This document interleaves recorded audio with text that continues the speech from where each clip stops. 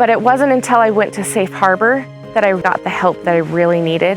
And if it wasn't for them, I wouldn't be in this place for me, for my children, where we're in a safe place emotionally, physically, mentally. They were the biggest blessing in my life.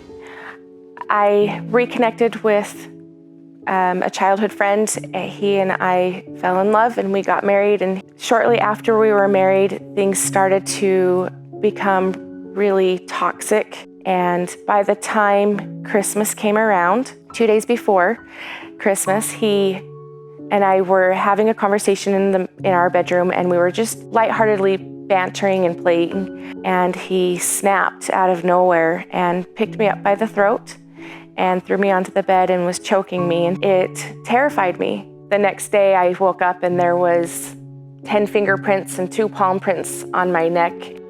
And at that point, I knew that I needed therapy and counseling, and the place that I chose to go into after doing research, it was Safe Harbor. Amidst the breathtaking mountain views that make Davis County a beautiful place to call home, we must also confront the reality of domestic violence and sexual assault, challenges that all communities face. Yet amidst these challenges, we are proud to offer a refuge, a haven of hope for those survivors. That refuge is Safe Harbor Crisis Center.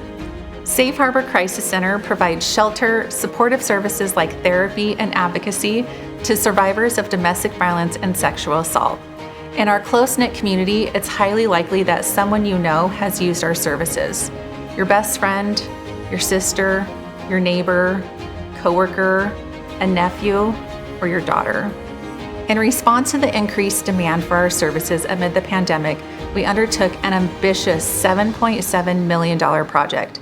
This initiative included the establishment of our Lifeline and Prevention Center on Layton Parkway and the expansion of our Hope Housing, which will provide an additional 14 apartments for our survivors.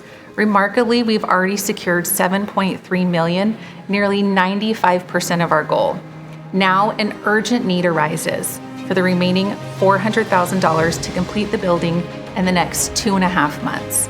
Our mission is clear: to ensure that every survivor stepping through our doors finds the support and safety they rightly deserve. Together, we can provide safe homes for the holidays.